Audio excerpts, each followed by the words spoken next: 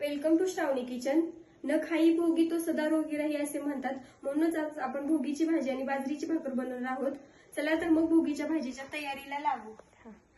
मी इथे भोगीच्या भाजीसाठी आमटीची भाजीची एक पेंडी घेतलेली आहे, वालाच्या शेंगा घेतलेल्या आहेत, थोडेसे वाटाणे घेतलेले आहेत, बोरं घेतलेले आहेत, गाजर घेतलेलं आहे, थोडंसं कांदा कट करून घेतलेला आहे, टोमॅटो घेतलेले आहे, थोडं वांग घेतलेलं आहे आणि हे थोडे हरभरे घेतलेले आहेत. आणि मसाले मी थोडे शेंगदाणे घेतलेले आहेत, थोडे तीळ घेतलेले आहेत, लसूण घेतलेला आहे, आलं घेतलेलं आहे. हे सगळं आपण बारीक करून छान अशी एक पेस्ट बनवून घेऊ. भाजीसाठी लागणारे आलं लसूण शेंगदाणे पेस्ट तयार करून घेतलेली आहे आपण. चला आपण भाजी बनवायला घेऊ. आता मी गॅस चालू केलेला आहे, थोडंसं याच्यात तेल टाकून घेऊ.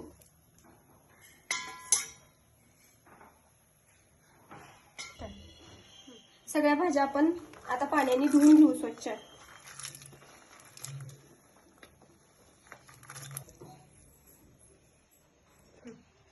आपण चिरलेला कांदा तेलामध्ये आता फ्राय करून घेऊ.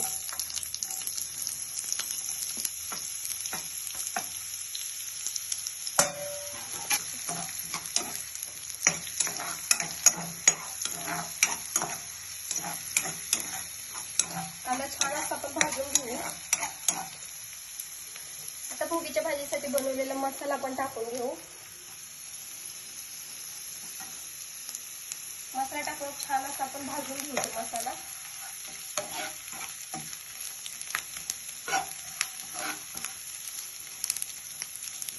थोडीशी हळद टाकून घेऊ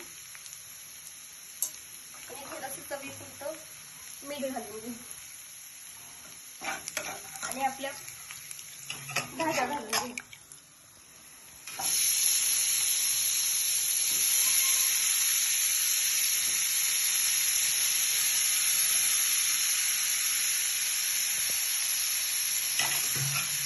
भाज्यांना छान असं परतून घेऊ.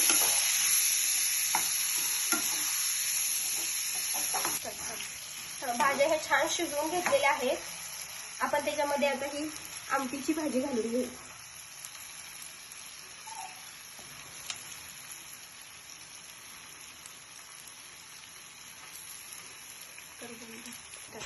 ह्याच्यात थोडंसं पाणी घालून घेऊ आणि छान असं शिजवून घेऊ त्याला.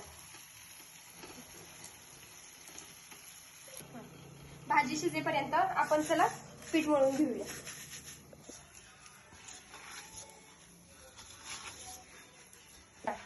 पीठ मळूया आपण. पीठ मळत तवा गरम करायला ठेवून देऊया.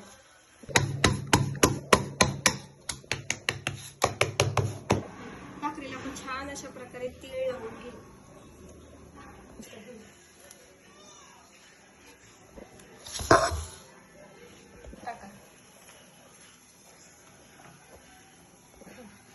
भाकरीला तीळ लावले साईड आपण खाली घेतलेली आहे.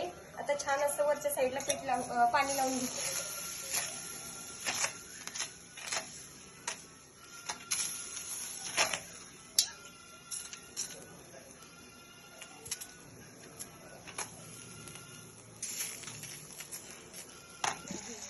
भाजी आपली छान अशी शिजलेली आहे.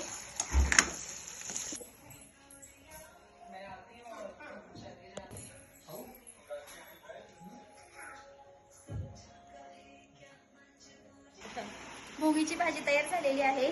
छान अशी भाकरी तयार केलेली आहे तीळ लावून. आपण खाऊन बघूया आता कशी झाली.